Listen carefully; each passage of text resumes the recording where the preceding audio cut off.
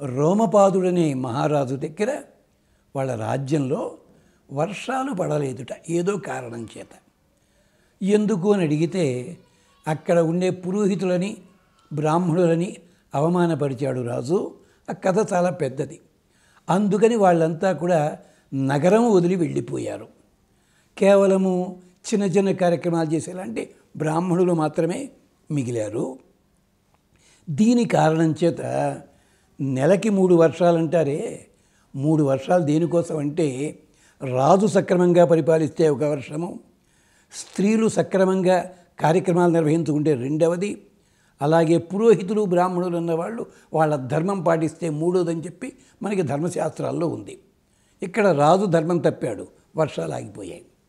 అప్పుడు ఎవళ్ళో చెప్పారట, ఏమండి దగ్గరలోనే విభాండకుడనే ఋషి ఉన్నాడు, ఆయన కొడుకు మహానుభావుడు ఉన్నాడు, ఎవరైనా ఋష్యశృంగుడు, అతన్ని మన ఊరు తీసుకొచ్చినట్టయితే తీసుకురాగలిగితే వెంటనే వర్షాలు పడతాయి, ఆయన పిలవండి.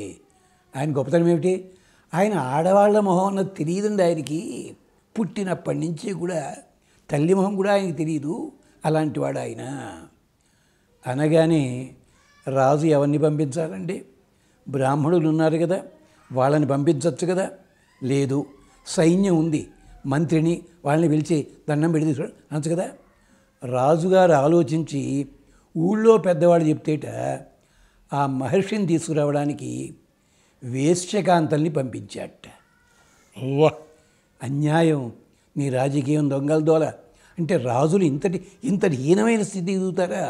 ఎవరినో మహర్షిని తీసుకురావడానికి ఆడవాళ్ళని పంపిస్తారు, ఎవరిని వేశ్యల్ని. ఇది అన్యాయం కదా అని అడుగుతారు ప్రశ్న.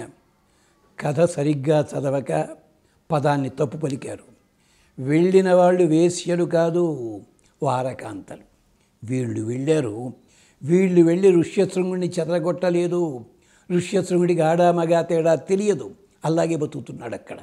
అందుకని దీని ఒక సంస్కృత పండితుడు అన్నాడు, ఋష్యశృంగుడు అన్నట్ట సర్వేషాం వహా అన్నట్ట. సర్వేషాం అంటే మగవాళ్ళని అనాలి, సర్వాసాం అనాలి ఆడవాళ్ళని. ఇప్పుడు ఆ పండితులు లేరు. ఆయన అన్నారు, ఆనాడు వాల్మీకి వ్యాసునికి కూడా వ్యాకరణం రాదని తెలియతున్నది. నీ ఇల్లు బంగారం గాను. ఋష్యశృంగుడు ఆడా మగా తేడా తెలియక ఆడవాళ్ళని మగాళ్ళ పిలిచాడు. అందుకని వాళ్ళు వారకాంతలే తప్ప నియమం తప్పని వాళ్ళు. ఆయన నియమం తప్పలేదు. గాథ మళ్ళీ ఒకసారి చదువుకోండి నాయన, చదవండి ఒకసారి. భారతంలో రహస్యాలు ఇవన్నీ కూడా అద్భుతమైన రహస్యాలు. అది సంగతి గమనించండి.